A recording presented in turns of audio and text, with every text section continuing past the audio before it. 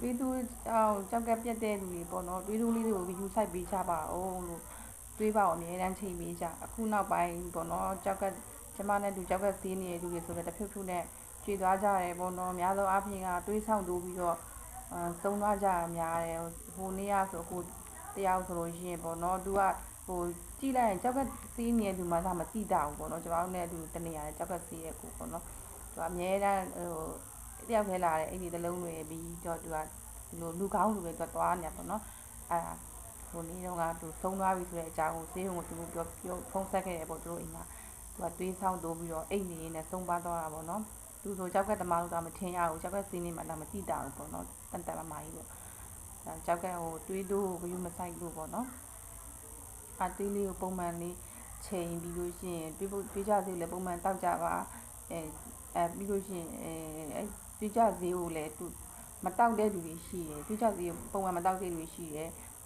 ပုံမှန်လေးတော့တောက်ပေးရမယ်ပေါ့တချို့ကျတော့လည်းတွေးတိုးတဲ့အခါမှာပဲတောက်ကြကျမကျတော့ပုံမှန်လေးတောက်ပေးရဲ့တွေးပေါက်ချိန်ပြီးတော့နည်းနည်းပဲတိုးရဲဆိုလို့ရှိရင်တော့နှလုံးတောက်ရမယ်ဆိုတော့တစ်လုံးပဲတောက်တယ်ပေါ့နော်ပုံမှန်ကတော့ဆရာကတော့နှလုံးတွေးကြသေးနှလုံးကိုတောက်ခိုင်းတာပေါ့အားလုံးမျိုးအားကြောင့်ကြောက်ကကြောင်မတည်ပဲနဲ့တွေးတိုးကြောင်သုံးပါးကိုကြားတာ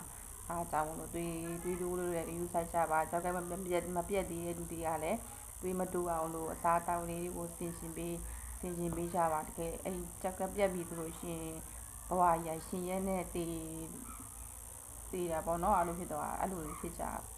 ရတယ်ပေါ့မဖြစ်စေချင်ဘူးမှလည်းကိုခံစားရတယ်လို့မခံစားစေချင်ပါဘူး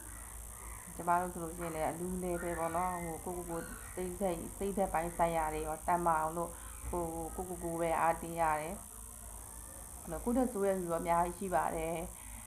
တချို့ဆိုလို့ရှိရင်9နှစ်6နှစ်အလူခံပြီးတော့တောင့်ခံပြီးတော့စီးကြတယ်အသက်ရှင်မှုတက်ကိုရုန်းကန်ကြရတယ်ပေါ့နော်အဲ့လိုမျိုးကိုဆိုလို့ရှိရင်တော့လေအိမ်ကအမေကပို့ပေးနေလို့အေးစေးလေးဆေးကူရတယ်ဒါပေမဲ့လည်းကို့မှာပူပန်မှုတွေရှိရပေါ့နော်စိတ်ပိုင်းဆိုင်ရာစိတ်သက်ကြတာတွေရှိရဲအဲ့ဒါတွေကိုပြန်ပြီးတော့အားတင်းရတယ်ကိုဟိုဘယ်လိုပြောမလဲငါအသက်ရှင်မှာဖြစ်မယ်အသက်ရှင်မှုက